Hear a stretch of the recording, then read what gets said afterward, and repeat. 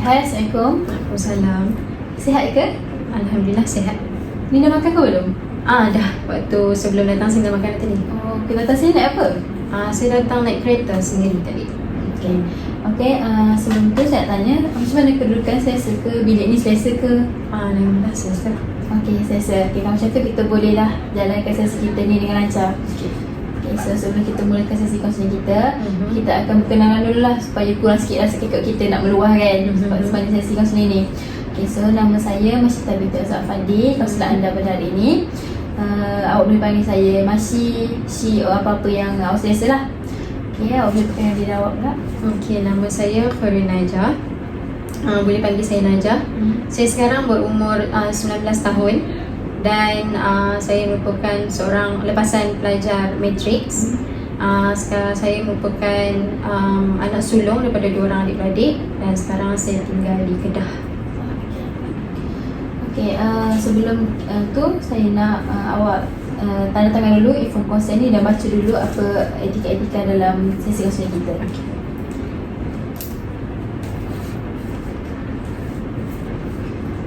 Sign kat sini ke?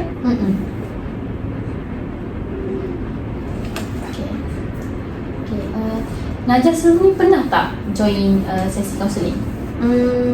Waktu sekolah dulu pernah lah. Sebab dulu waktu sekolah saya banyak join program. Bukan saya banyak join, saya pernah terlibat dalam kelab, persatuan kelab kaunseling.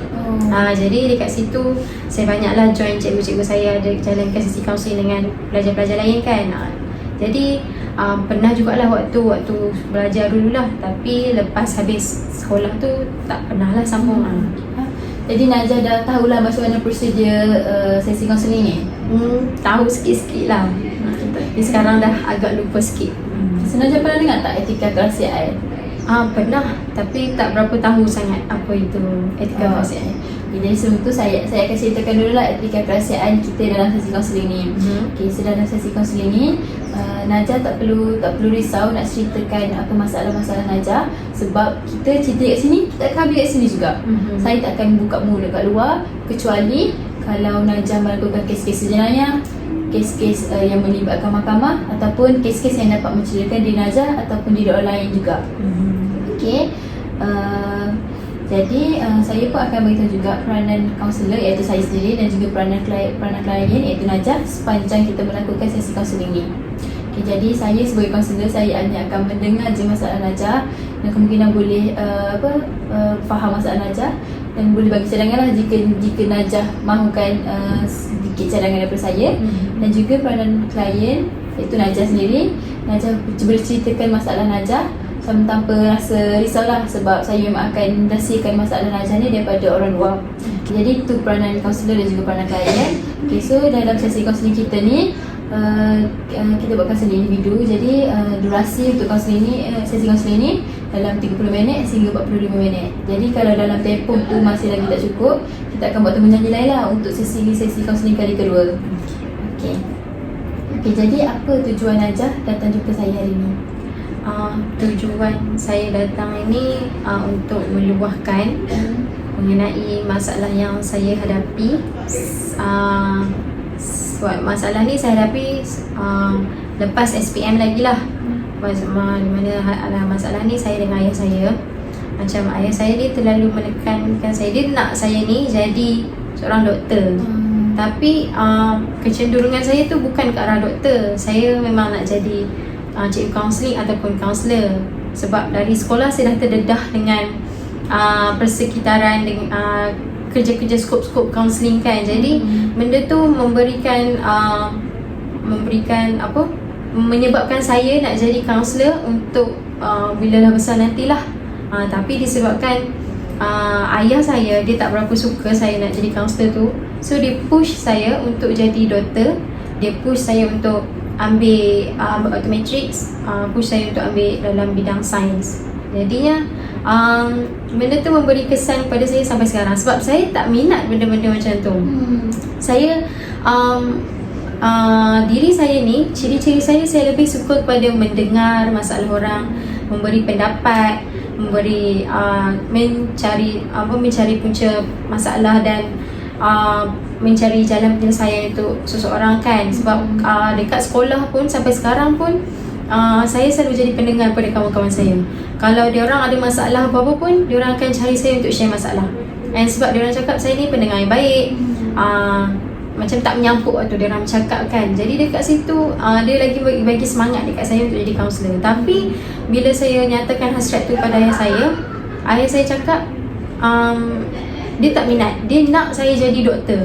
Doktor tu bukan bidang saya. Saya memang tak berapa macam mana, saya rasa macam itu bukan dalam bidang saya. Jadi saya stres dekat situlah. Jadi sampai sekarang pun saya pilih untuk masuk degree ni pun dia paksa saya untuk teruskan kosmedik tu. Sedangkan saya nak sambung kepada maybe psikologi or counselling kan, tapi dia tak izinkan. Saya dapat sebutkan bahawa macam Najah ni daripada dululah ayah Najah suruh ambil bidang sains dan medik kan untuk sambung jadi doktor. Jadi sebelum ni Najah pernah tak bantah apa yang ayah Najah pilihkan untuk Najah? Tak pernah bantah sebab ayah saya garang. Jadi saya tak berani langsung nak luahkan yang saya tak suka dengan cara dia. Saya cuma terima je lah. Cuma saya tak pernah lah memberontak. Saya macam just ikut saja kan, tanpa banyak cakap. Kadang-kadang benda tu membuatkan saya rasa macam kenapa saya tak diberi pilihan untuk tentukan kerjaya saya sendiri. Sebab sedangkan yang nak kerja nanti tu saya, bukan ayah saya. Ayah saya just sepatutnya lah kan. Bagi saya lah, sebagai ayah ni dia perlu sokong je apa yang anak dia nak jadi. Asalkan benda yang nak jadi nanti tu bukan benda yang boleh memudaratkan, boleh membawa kesan negatif lah kan. Sebab jadi kaunselor pun satu pekerjaan yang agak diperlukan buat masa sekarang. Macam yang kita tahu kan sekarang ni banyak sangat manusia yang ada masalah sakit mental kan. Jadi masalah yang lepas COVID tu kan jadi banyak macam masalah kemurungan, sunyi kan. Jadi kat situ saya nak cuba bantu diorang untuk pulihkan semangat diorang, untuk healkan rasa sakit dari masalah-masalah yang dihadapi lah kan. Jadi tapi ayah saya ni memaksa saya jadi doktor, di mana benda tu memang langsung saya tak pernah terfikir. Dari kecil saya tak pernah terfikir langsung nak jadi doktor. Sebab doktor macam bukan kenal dengan diri saya lah. Sangat jauh dengan ciri-ciri yang saya ada. Jadi kan Cik Najah tak pernah fikir pun nak jadi doktor semua kan. Jadi benda tu ganggu tak Najah? Ganggu tak proses pembelajaran Najah? Ganggu tak emosi Najah? Mengganggu sebenarnya sebab waktu sekolah dulu saya ambil sains, which is biologi, fizik, kimia tu. Tapi waktu sekolah it's okay lah kan, kita belajar. Tapi bila nak sambung, nak pursue tu ke arah yang untuk lebih mendalam tu tak boleh lah. Jadi macam susah sangat-sangat. Dan kadang-kadang saya paksa diri saya untuk suka juga benda tu. Tapi bila dah bukan kesukaan kita, bila kita nak paksa tu pun memang dah tak boleh. Jadi kan Najah pun macam cakap mengganggu proses pembelajaran semua. Jadi keputusan peperiksaan Najah tu macam mana? Alhamdulillah setakat ni keputusan exam tu okey, dan ayah saya bangga jugalah. Tapi di sebalik di sebalik bangganya tu, dia tak tahu macam mana saya cuba untuk dapatkan keputusan yang baik. Sebab saya tahu kalau saya dapat keputusan yang kurang baik, saya mesti akan kena marah punya lah. Sebab itu memang dia memang nak keputusan yang baik untuk saya jadi doktor satu hari nanti. Tapi itulah, dia tak pernah tahu pun apa yang saya hadapi selama ni kan. Susah perih yang saya sorang-sorang saya pendam. Saya tak pernah luahkan apa yang saya tak puas hati.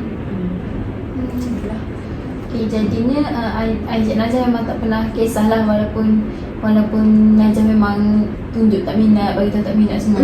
Dia tak pernah tahu yang saya tak minat. Saya tak pernah luahkan. Saya cuma pernah cakap lah, boleh tak kalau kakak nak jadi kaunselor kan.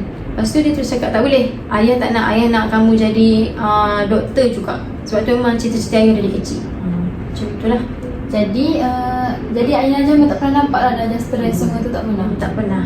Saya cuma pendam sorang-sorang, saya hadapinya sorang-sorang lah. Saya tak pernah luahkan. Even mak saya sendiri pun saya tak pernah luahkan. Okay, so Najah memang tak minat subjek sains, tak minat nak jadi doktor, tapi tetap ayah Najah paksa untuk ambil subjek sains tu and teruskan jugalah jadi doktor. Walaupun Najah dah pernah beritahu tak nak jadi doktor. Jadi Najah memang pendam je sorang-sorang. Ya, saya pendam je sebab kalau saya luah pun saya rasa takkan jadi apa-apa. Sebab macam saya cakap, ayah saya memang nak saya jadi doktor. Adik saya pun dipaksa untuk sambung kos yang sama juga. Lepas sekarang dia baru SPM. Ayah saya pun memang dah memang bagi tahu dah, lepas habis SPM sambung matriks ambil sains. Sebab untuk sambung kos medik lepas habis nanti untuk degree nanti.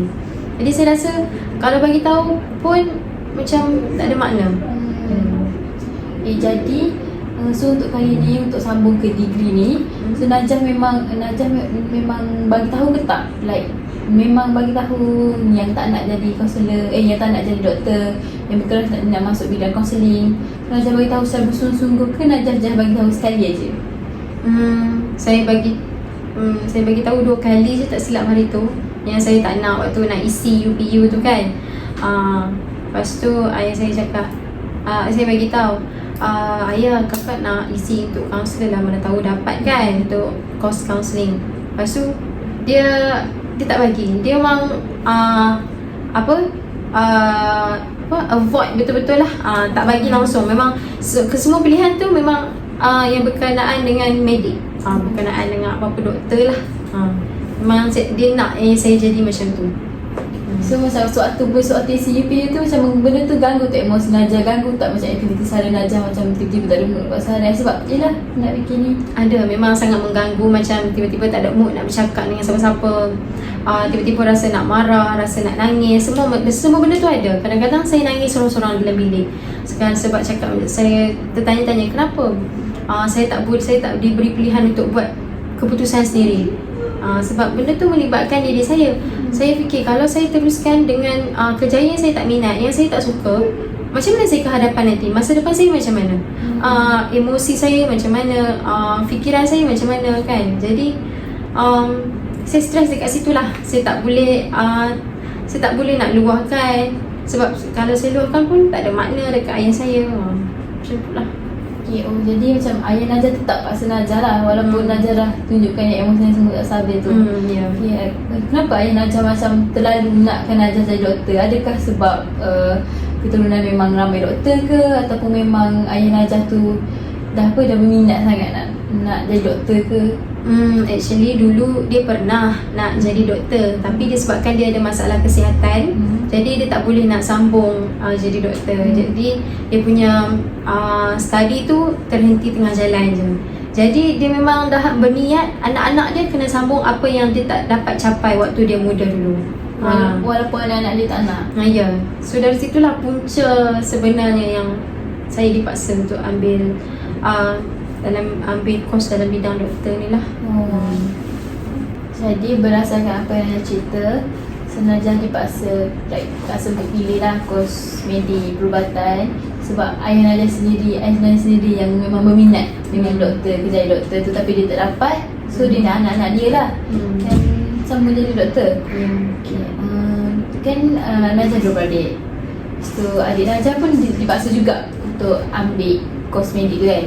Adik Najah sama merasa macam Najah ke dia memang minat juga? Adik saya yang saya nampak lah kan, dia macam okey je bila ayah saya suruh tu. Dia taklah nampak macam saya yang cuba membantah dalam diam macam ni kan. Sebab adik saya tu memang minat dengan kerjaya doktor. Mungkin sebab pengaruh-pengaruh daripada K-drama. Dia banyak sangat tengok K-drama. So dari situ mungkin salah satu sebab yang dia nak jadi doktor lah. Sebab dia pun tak ada membantah pun. Sebab adik saya dia agak degil, keras kepala. So kalau benda tu yang dia tak suka, dia memang akan luahkan. Bukan macam saya. Dia more tu nak meluahkan juga, nak apa yang dia tak puas hati dia akan luahkan juga. Tapi bila ayah saya paksa ni, dia macam okey je, dia boleh terima je. Maksudnya saya rasa dia mungkin okey lah kot. Sebab memang dia pernah bagi tahu juga yang dia memang bercita-cita jadi doktor one day. bila ayah saya memang paksa ni pun rasanya dia okey je, tak ada masalah pun untuk dia. Jadinya minat Najah dengan adik Najah tu memang berbeza lah. Ya, agak berbeza. Jadi macam so Najah tak pernah luahkan kepada adik Najah ke kan, kepada orang lain ke yang Najah ni tak berminat nak teruskan? Dengan adik Najah tu, Najah pernah lah luahkan yang macam saya ni tak nak jadi doktor kan. Yang adik seorang je lah jadi doktor kan. Saya lebih berminat kepada counselling. So dia pun tak boleh nak cakap apa lah, sebab keputusan tu di tangan ayah saya sendiri, bukan tangan kita orang. So saya tak boleh nak buat apa lah selain daripada adik saya yang saya luahkan. Itu je lah, saya just luahkan yang saya tak nak jadi. Saya tak luahkan lebih mendalam pun macam kenapa saya tak nak jadi, memang saya bantu soalan pun. Saya just bagi tahu yang saya tak nak jadi doktor, itu je. Dengan mak saya pun saya tak pernah luahkan. So jadinya memang Najah pendam seorang-seorang je lah yang Najah tak nak ni. Ya, saya pendam seorang-seorang sebab saya rasa, sebab macam saya cakap awal tadi, kalau saya bagi tahu pun tak ada makna sebab tak jadi apa-apa pun. Benda tu akan berulang sama-sama saja. Maksud saya benda tu tak akan mengubah apa-apa pun. Jadi saya rasa better saya pendam seorang-seorang je lah. So selain daripada kan, so bila Najah pendam, ada tak macam saya pernah Najah beritahu ayah Najah, so tak ada tak usaha lain yang Najah nak tunjukkan memang Najah macam tak minat langsung perubatan ni, memang lagi minat kaunseling? Saya pernah lah macam kalau dalam saya tahu sikit-sikit lah pasal teori-teori kaunseling ni kan, sebab kawan saya ada yang dah ambil kaunseling sekarang, diploma kaunseling kan. Jadi saya pernah lah macam risik-risik tanya dia kan belajar macam mana. So bagi tahulah belajar macam ni, teori-teori tu macam mana kan. Jadi saya pernah lah kaitkan dengan perbuatan ayah saya tu dengan teori yang saya tahu daripada kawan kan. So dari situ dia macam berbodoh je. Dia macam tak heran pun dengan saya. So macam saya agak kecewa lah dekat situ sebab saya selama ni saya ikut saja apa yang dia cakap. Why not kali ni bagi saya tentukan pilihan saya sendiri. Sebab saya dah besar, saya boleh buat keputusan sendiri tanpa dipengaruhi oleh mana-mana pihak pun. Okay. So jadinya ayah Najah memang tahu Najah tak minat. Ayah Najah walaupun Najah dah tunjukkan yang Najah ni minat kaunseling, dah pernah tunjukkan teori kaunseling kat dia pun, ayah Najah tetap buat tak tahu juga. Okay, so lepas pada tu Najah memang dah tak ada usaha lah nak tunjuk, nak keraskan hati, beritahu ayah Najah tak minat. Saya macam malas lah nak cakap apa, biar je lah, apa jadi je lah. So macam kadang-kadang macam kadang-kadang rasa macam sakit hati tu, sampai kadang-kadang cuba nak cederakan diri sendiri. Sebab kenapa saya punya masalah ni macam mungkin salah saya juga sebab saya tak meluahkan. Tapi kenapa tak ada siapa-siapa pun tanya macam mana saya rasa, perasaan saya ni macam mana kan. Kenapa tak pernah ambil berat apa yang saya rasakan kan. Diorang tak terfikir ke saya ni anak yang mengikut saja, tapi di sebalik tu apa yang saya rasa tu diorang tak pernah nak fikir, tak pernah nak tanya. So jadinya macam sampai Najah rasa macam tu, so jadi macam Najah akan teruskan jugalah jadi macam yang ayah Najah nak. Mungkin sebab dah kalau tak ada pilihan lain kan, terpaksa lah. So kalau ada peluang Najah nak tak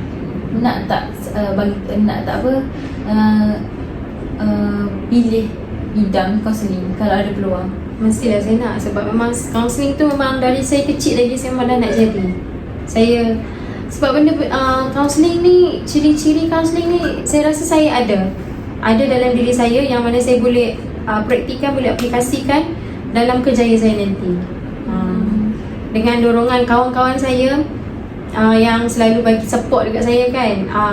Selain daripada adik saya tadi tu, kawan-kawan pun adalah juga saya macam nyatakan keinginan saya nak jadi kaunselor kan, tak nak pun nak jadi doktor ni. Tapi saya tak pernah pun bagi tahu yang ayah saya ni paksa saya jadi doktor. Saya cuma bagi tahu yang saya sambung medik ni sebab nak seronok-seronok, nak cuba-cuba. Tapi tak pernah pun saya bagi tahu yang nak jadi doktor ni ayah saya yang suruh. Saya tak pernah pun luahkan. Jadi kawan-kawan saya tahu pun saya ni nak jadi kaunselor. Dia orang pun bagi dorongan lah dekat saya. Nanti lepas habis matrix ni ambil lah degree in counselling kan. Tak kisahlah education ke apa counselling saja ke, asalkan dalam bidang counselling. Jadi kat situ jadi menguatkan saya punya keinginan lah untuk saya jadi seorang kaunselor nanti.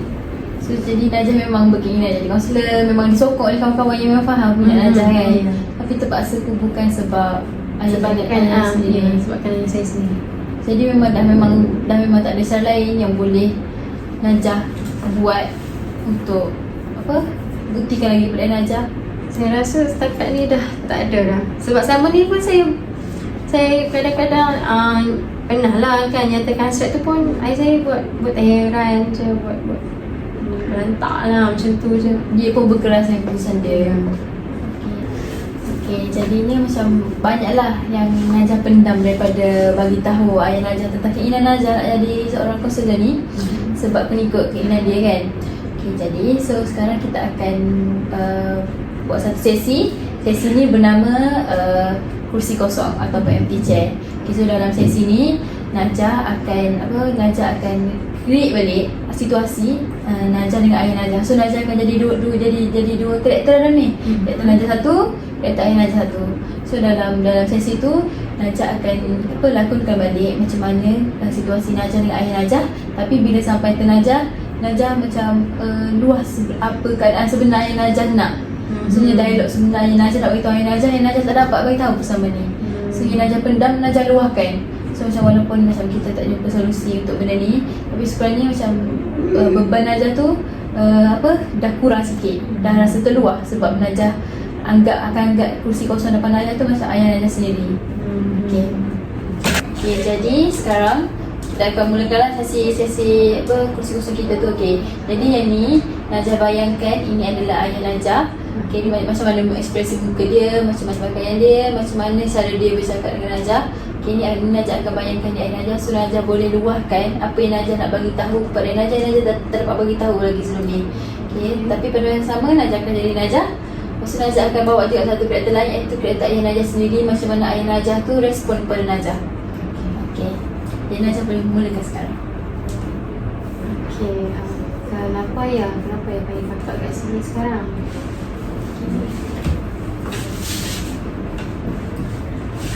Dah macam mana dah apply ke UPU hari tu? Dah apply semua course yang ayah nak, course medik semua tu?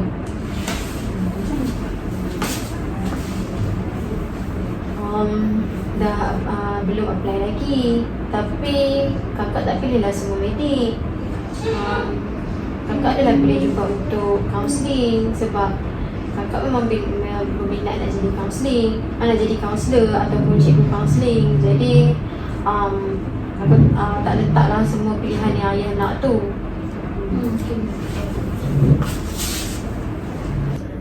Kenapa nak minta juga counselling? Kan dari dulu ayah bagi tahu, ayah nak kamu jadi doktor. Tak kisahlah doktor perubatan ke, doktor gigi ke, doktor apa-apalah, asalkan doktor. Dari dulu ayah dah bagi tahu kan, yang ayah nak kamu jadi doktor. Jadi ikut je lah cakap ayah, bukannya susah sangat pun.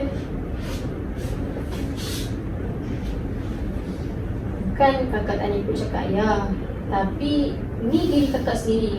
Kakak ada keputusan kakak sendiri. Kakak boleh buat keputusan kakak sendiri. Kakak dah besar. Kakak boleh tentukan masa depan kakak sendiri tanpa perlu masuk campur mak ataupun ayah. Kakak minta ayah faham je apa yang kakak nak. Lagipun ayah sendiri tahu kan, dari kakak kecil kakak selalu ikut je cakap ayah. Apa yang ayah nak kakak ikut je. Ayah suruh kakak sambung matrik, ayah suruh kakak sambung matrik, kakak ikut je. Tak bantah walau sikit pun. Jadi apa salahnya sekarang ni ayah izinkan kakak buat keputusan berdasarkan apa yang kakak nak, berdasarkan apa yang kakak suka. Tak salah pun kan. Kalau kali ni je kakak ikut cakap kakak sendiri, ikut hati kakak sendiri.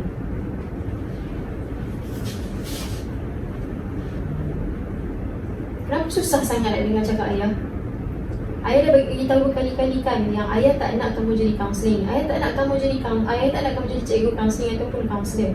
susah sangat ke nak tunaikan impian ayah satu ni? Bukannya ayah minta apa pun. Ayah cuma nak kamu jadi doktor je. Teruskan impian ayah yang ayah sendiri yang ayah tak dapat capai dulu. Sebagai seorang ayah, ayah naklah anak-anak ayah ni capai impian yang ayah sendiri tak mampu nak buat disebabkan masalah kesihatan ayah sendiri. Kamu sebagai anak, perlulah ikut cakap ayah. Jangan terlalu ikut cakap diri sendiri saja. Nanti menyesal kemudian hari macam mana? Ayah sendiri tahu kakak tak minat pun nak jadi doktor. Ayah tahu kan kakak dari sekolah memang dah banyak terlibat dengan kelab-kelab kaunseling, dengan join-join program-program kaunseling. Dari situ ayah sendiri dah tahu yang kakak ni memang minat jadi kaunselor. Tapi kenapa sampai sekarang ayah nak paksa juga kakak jadi kaunselor, jadi doktor? Sedangkan ayah tahu minat kakak bukan dekat situ. Ayah sendiri tahu yang kakak sambung matrik ni pun bukan atas kerelaan kakak sendiri. Tapi ayah bertindak macam mana? Ayah just butakan mata daripada lihat apa yang kakak pernah nyatakan dulu. Macam mana kakak nyatakan hasrat kakak dulu yang kakak tak nak pun jadi doktor, tak nak sambung pun matrix ambil dalam bidang sains. Tapi ayah paksa juga kakak. Kalau adik tak apalah, dia sendiri yang nak jadi doktor. Jadi tak apalah kalau nak jadi. Tapi bagaimana dengan kakak? Dah cukup lah tu kalau adik dah jadi doktor, bagilah kakak pula jadi kaunselor. Tak salah pun kan? Jangan nak pandai-pandai. Ayah tak nak. Ayah nak kamu jadi doktor juga walau macam mana pun. Jangan cakap banyak. Apply sekarang UPU, letak semua kos dalam kos doktor. Ayah tak nak kamu minta dalam bidang kaunseling walau apa pun. Kakak tak nak. Ini kehidupan kakak sendiri. Biar kakak tentukan masa depan kakak. Biar kakak tentukan jalan yang kakak nak pilih. Kakak sendiri tahu kebaikan kakak macam mana. Kakak sendiri tahu kelebihan kakak dekat mana. Kakak nak stay dengan keputusan kakak dan kakak tak nak dengar dah, tak nak ikut dah keputusan ayah. Cuba ulang ayat akhir awak dengan lagi tegas. Ini kehidupan kakak. Ini jalan yang kakak pilih. Biar kakak tentukan sendiri kehidupan yang kakak nak kehidupan yang kakak nak jadi. Kakak minta sangat ayah tak masuk campur. Dan kakak minta sangat ayah dah tak tekan-tekan kakak lagi untuk jadi doktor. Kakak sendiri tahu kelebihan kakak dekat mana. Kakak sendiri tahu keupayaan kakak dekat mana. Jadi kakak minta ayah untuk faham diri kakak dan faham perasaan kakak. Jadi bagaimana perasaan Najah lepas melakukan sesi kursi kosong tu? Rasa tenang, rasa lega sikit sebab selama ni kan saya tak boleh nak luahkan apa yang saya rasa tu dekat ayah saya ataupun dekat orang lain kan. Jadi bila buat macam teknik tadi tu rasa macam tenang, rasa lega dan saya rasa ada semangat, ada kekuatan untuk saya luahkan kepada saya di masa akan datang nanti, insya-Allah. So jadi Najah dah dapat rasa sedikit lah semangat nak luah, nak bagi tahu dengan lagi tegas lah kan. InsyaAllah. Minat Najah. Jadi saya harap senajah lagi dapat pupuk lagi rasa bernian nak bagi tahu ayah Najah. Jangan putus asa dengan minat sendiri sebab yelah diri kita kan. So kita tahu apa yang terbaik untuk kita. Memang mak ayah kita tahu. Tapi kalau dah diri kita tak minat, kita tahu apa minat kita, kecenderungan kita. So jadi saya memang haraplah Najah tak berputus asa dan sentiasa berusaha nak bagi tahu ayah Najah yang Najah berkeras juga macam tekad nak sambung dalam kaunseling. Mungkin lama-lama bila dah Najah tegas, bila Najah dah tekad macam tu, so ayah Najah lembut hati nak benarkan Najah. Memang minat kita dah lain kan, minat Najah lain, minat adik Najah lain. Jadi memang saya haraplah Najah dapat apa yang Najah nak, Najah dapat sambung apa yang Najah nak. Okay, so saya harap Najah berjaya dengan pilihan Najah sendiri. Jadi itu saja sesi kita pada hari ini. Okay, kalau Najah ada lagi, kalau masalah ni tetap tak settle lagi, Najah ada masalah tentang pelajaran Najah, so Najah boleh lagi lah datang. Kita akan buat temu janji lain untuk sesi kaunseling yang seterusnya. Sesi kaunseling kedua. Okay, kalau masalah ni tetap lagi tak selesai di situ. Okay, jadi itu saja sesi kaunseling kita pada hari ini. Terima kasih kerana telah berjumpa dengan saya. Terima kasih juga sebab dah bantu saya untuk kurangkan sikit rasa beban yang saya hadapi sekarang ni. Terima kasih. Okey.